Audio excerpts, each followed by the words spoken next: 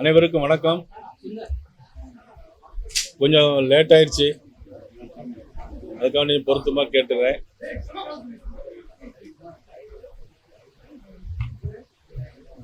June 22ஆம் தேதி மதுரையில் நடைபெற இருக்கக்கூடிய முருக பக்தர் மாநாட்டுக்காக அது சம்பந்தப்பட்ட விஷயங்களை பேசுவதற்காக உங்களை எல்லாம் அழைச்சிருக்கிறோம். நீங்கள் எல்லாம் வந்தமைக்கு எங்களுடைய நன்றியை தெரிவித்துக் கொள்கிறோம். இதில் எங்களுடைய பரிவார அமைப்புகளை சேர்ந்த திரு இளங்கோவன் அவர்கள், திரு மணிமாறன் அவர்கள் இங்கே இருக்கிறாங்க. பிறகு நம்ம தலைவர்கள் எல்லாம் முன்னாள் நமது மேதக ஆளுநர் அவர்கள், அன்புக்கு ஐயா சுதாகர் ரெட்டி அவர்கள், நம்ம திருப்பதி நாராயணன் அவர்கள், கராத்தே தியாகராஜன் மற்றும் நம்முடைய மாநில நிர்வாகிகள் நாச்சியப்பன், சுமதி வெங்கடேசன், திரு கரு நாகராஜன், உமானந்தன், காளிதாஸ் எல்லாரும் இருக்கிறோம். இதில் முதல் முறையாக என்னென்னா, முருக பக்தர்கள் மாநாடு எப்படிலாம் ஏற்பாடு பண்ணியிருக்கோம், என்ன செய்ய போகிறோங்கிறது இளங்கோவன் அவர்களும் மணிமாறர்களும் சொல்லுவாங்க. அப்புறம் ஒரு வீடியோ ரிலீஸ் பண்ண போகிறோம். அதுக்கு பிறகு நம்மளுடைய ஏதாவது கேள்வி இருந்தால் பார்த்துக்கலாம். வரக்கூடிய 22ஆம் தேதி மதுரையில முருக பக்தர்கள் மாநாடு ஆனது மிக பிரம்மாண்டமான ஏற்பாடோடு தமிழகத்தில் இருக்கக்கூடிய முருக பக்தர்களை எல்லாம் ஒருங்கிணைக்கக்கூடிய வகையில ஏற்பாடு செய்யப்பட்டிருக்கிறது. அந்த முருக பக்த மாநாடு நடக்கக்கூடிய அதே திடல்ல அறுபடை வீடுகளுடைய மாதிரி கண்காட்சியானது, அருட்காட்சியானது நேற்றை காலையில 9 மணிக்கு தொடங்கி வைக்கப்பட்டிருக்கிறது. நேற்றை காலையில தொடங்கி 22ஆம் தேதி இரவு வரைக்கும் அந்த இடத்துல அந்த அறுபடை வீடுகளுடைய கண்காட்சியானது, வழிபாடானது இருக்கும். கடந்த 9ஆம் தேதி தமிழகத்துல இருக்கக்கூடிய அறுபடை வீடு முருகன் கோவில்கள்ல இருந்து பூஜிக்கப்பட்ட வேலானது அந்த அறுபடை வீட்டினுடைய முன்னாடி பிரதிஷ்டை செய்யப்பட்டு அதற்கான பூஜைகள் எல்லாம் நேற்றைக்கு தொடங்கி இருக்கிறது. அதே மாதிரி முருகன் அடியார்கள் கிட்டத்தட்ட ஒரு 58 முருகன் அடியார்கள், முருகனை போற்றியவர்கள், நக்கீரர் தொடங்கி நம்முடைய கிருபானந்த வாரியார் வரை இருக்கக்கூடிய அத்துணை முருகனடியார்களையும் அங்கே ஒரு கண்காட்சி, அவர்களுடைய படம், அவர்களுடைய வாழ்க்கை, இதையெல்லாம் முருக பக்தர்கள் தெரிந்து கொள்வதற்கு வசதியாக அங்கே கண்காட்சி ஏற்பாடு செய்யப்பட்டிருக்கிறது. இந்த மாதிரி அங்க வரக்கூடிய அத்தனை பேரும் சேர்ந்து 22ஆம் தேதி மாலை 6 மணிக்கு எல்லாரும் சேர்ந்து கந்தசஷ்டி கவசம் சொல்லணும். தமிழ்நாட்டில் இருக்கக்கூடிய அனைத்து முருக பக்தர்களும் அங்க வரணும்னு சொல்லியிருக்கோம். நாம எதிர்பார்க்கக்கூடிய ஒரு 5 லட்சம் முருக பக்தர்கள் அங்க வருவதற்கான வாய்ப்பு இருக்கிறது. அத்தனை பேரும் சேர்ந்து கந்தசஷ்டி கவசம் சொல்லணும் அப்படிங்கிறது இதுவரைக்கும் இல்லாத அளவுக்கு, இதுவரைக்கும் இந்த மாதிரி ஒரு பெரிய முயற்சியை யாரும் செஞ்சதில்லை, எந்த இடத்துலையும் நடந்ததில்லை. இந்த முறை தமிழகத்துல இந்த மாதிரி ஒரு முயற்சி, 5 லட்சம் பேர் சேர்ந்து கந்தசஷ்டி கவசம் சொல்லக்கூடிய ஒரு நிகழ்ச்சியானது ஏற்பாடு செய்யப்பட்டிருக்கிறது. இதற்கான பல பெரியவர்கள், பல அரசியல் இயக்கங்கள், சமுதாய தலைவர்கள் அத்தனை பேரும் இதற்கு ஆதரவு தெரிவிச்சிருக்காங்க. அவர்களும் நேரடியாக வரக்கூடிய வாய்ப்புகள் அதிகமாக இருக்கிறது.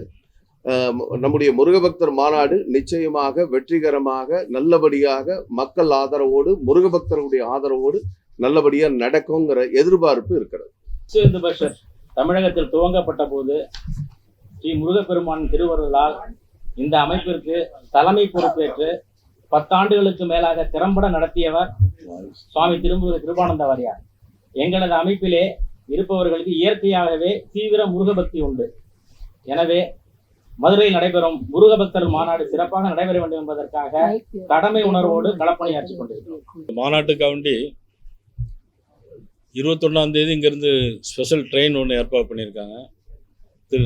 திரு நாச்சியப்பன் அவர்கள் 21ஆம் தேதி இங்கே சென்னையிலேருந்து புறப்பட்டு அப்புறம் அங்கே போய் சேரும். 22ஆம் தேதி ஈவினிங் அங்கேருந்து கிளம்பி இங்கே சேரும். ட்ரெயின் ஏற்பாடு பண்ணப்பட்டிருக்குது.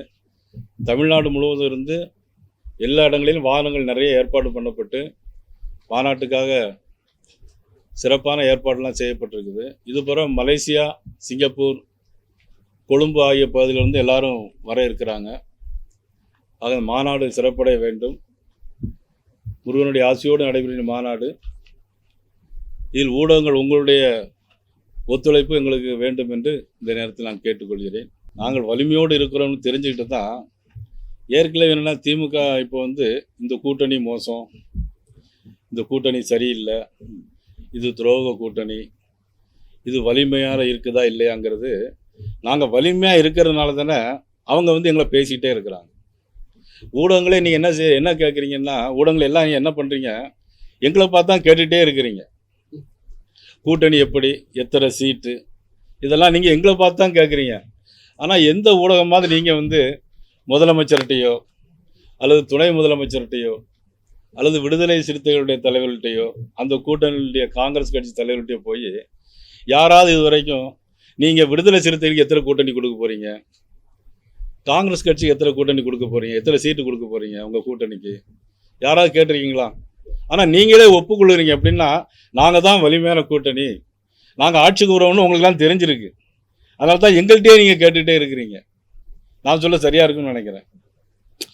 ஸோ நீங்கள் யாராவது இதுவரைக்கும் ஒருத்தர் கூட போய் முதலமைச்சர்கிட்ட போய் கேட்கவே இல்லையே. ஏன் கேட்கலன்னு எனக்கு தெரியல. அப்படி தானே? அதில் விடுதலை சிறுத்தைகள் கூட அவங்களுக்கு மந்திரி சபையில் இடம் வேணுங்கிற ஒரு எண்ணம்லாம் அவங்களுக்கு இருக்குது. அவங்களுக்கு என்ன இருக்குது? காங்கிரஸ் கட்சியிலே நம்மெல்லாம் இவ்வளோ நம்மளால தானே இவங்க திமுக வர்றாங்க அப்படிங்கிற எண்ணம் அவங்களுக்கும் இருக்குது. நீங்கள் யாராவது இப்போ இனிமேலாவது போய் கேளுங்க. உங்கள் கூட்டணியில் நீங்கள் ஏற்கனவே ஸ்ட்ராங்காக இருக்கீங்கன்னு நினச்சிட்டு இருக்கீங்க. எத்தனை சீட்டு கொடுக்க போகிறீங்க, யாருக்கெல்லாம் மந்திரி பதவி கொடுக்க போகிறீங்க, இல்லை 96 வந்து நீங்கள் மைனாரிட்டியில் 2006 மைனாரிட்டி கவர்மெண்ட்டில் இருந்தீங்க, அப்போ நாங்கள் அதே மாதிரி வச்சுருந்தோம் அப்படின்னு ஏதாவது ஒரு பதிலை கேளுங்களேன். நீங்கள் எங்களை மட்டும் திருப்பி இது வரைக்கும் 60 நாளாக கேட்டுகிட்டே இருக்கிறீங்க. நீயோட 60 நாள் ஆகிடுச்சு. ஸோ இந்த கேள்வி அவங்க கேட்கும்போது உங்களெல்லாம் அன்போடு நான் கேட்டுக்கொள்கிறேன். இந்த மாநாட்டில் வந்து உத்தரப்பிரதேசனுடைய முதலமைச்சர் மதிப்புக்குரிய மாண்புமிகு யோகி ஆதித்யநாத் அவர்கள் இப்படி இன்னும் கன்ஃபார்ம் பண்ணலாம் வரதா இருக்குது. ஆந்திர துணை முதலமைச்சர் மதிப்புக்குரிய பவன் கல்யாணி அவர்கள் உறுதியாக வருகிறார்கள். நானும் மதிப்புக்குரிய அண்ணா சோகரெட்டி அவர்களும் அண்ணா சக்கரவர்த்தி அவர்களும் போய் அவங்கள அழைச்சிட்டு வந்திருக்கோம். அவங்க வந்து வரணும்னு ஒப்புக்கொண்டாங்க. இன்ஃபேக்ட் அவங்க 15ஆம் தேதியிலேருந்து அவங்களும் விரதம் இருக்கிறாங்க.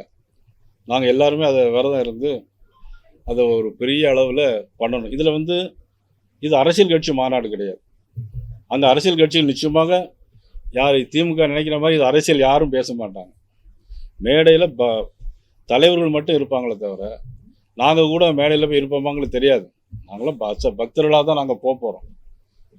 அது வந்து எந்த அரசியல் கருத்துக்களும் நிச்சயமாக 100% அரசியல் கருத்துக்கள் அங்கே வராது. அதனால் இது முருக பக்தருடைய மாநாடு. முருக பக்தர்கள் திமுகவில் இருந்தாலும் சரி, காங்கிரஸில் இருந்தாலும் சரி, எந்த கட்சியில் இருந்தாலும் சரி, நீங்கள் உட்பட அனைவரும் முதல்ல கலந்து கொள்ளலாம்.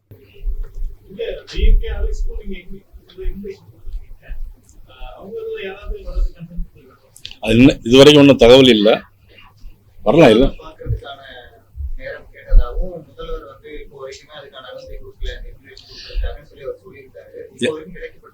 இல்லை அது இல்லை, இது வரைக்கும் வரல. சீமான் அவர்கள் பேட்டி கொடுக்கும் பொழுது முருகன் மாநாடு குறித்து பேசியிருக்காங்க. பாஜக வட மாநிலங்களில் ஜெய் ஸ்ரீராம்னு சொல்லி வாக்குக்காக தேர்தலுக்காக ஒரு பிரச்சனை முன்னெடுத்தாங்க.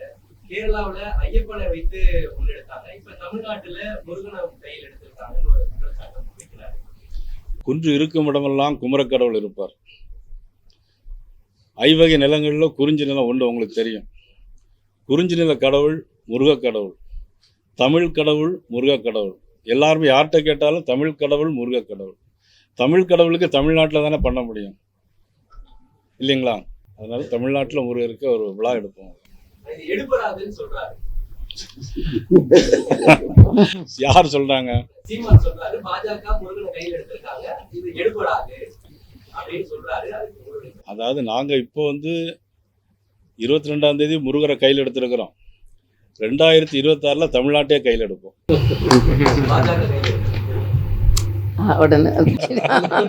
தேசிய ஜனநாயக கூட்டணி கையில் எடுப்போம். திருப்பரங்குன்றம் போன்ற ஒரு பதட்டமான ஒரு சூழலாக இருந்தது. அதை ஒட்டிதான் இந்த மதுரை மாநாடு அப்படின்றது இருக்கு. இது ஒரு அரசியல் மாநாடாக இருக்குன்ட்டு சிபிஎம் அதுல திமுகவும் கடுமையான பிரச்சனைகளை வைக்கிறாங்க. நீங்க அரசியல் மாநாடு இல்லைன்னு சொல்றீங்க. இல்லை, அதாவது வந்து திருப்பரங்குன்றத்தில் எந்த விதமான பதட்டமான சூழ்நிலையும் அங்கே வந்ததே இல்லை.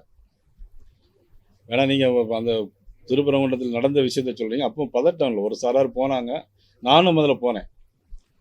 அதில் போய் கலந்துக்கிட்டோமே தவிர அங்கே பதட்டமான சூழ்நிலை எந்த சூழ்நிலையிலும் அங்கே ஏற்படலை. திமுக என்னைக்கு எங்களை ஆதரித்து பேசினாங்க? 1999 எங்களை ஆதரித்து பேசினாங்க. அதுக்கு பிறகு அவங்க ஆதரித்து பேசலை.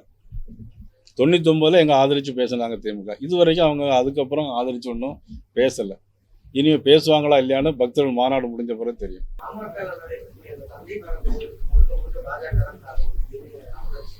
அது எப்படி நீங்கள் சொல்ல முடியும்? அது அவங்களுடைய உள்கட்சி பிரச்சனை, அது மட்டும் இல்லை அவங்களுடைய குடும்ப பிரச்சனை. அதை போய் நாங்கள் காரணம்னு சொல்கிறது எந்த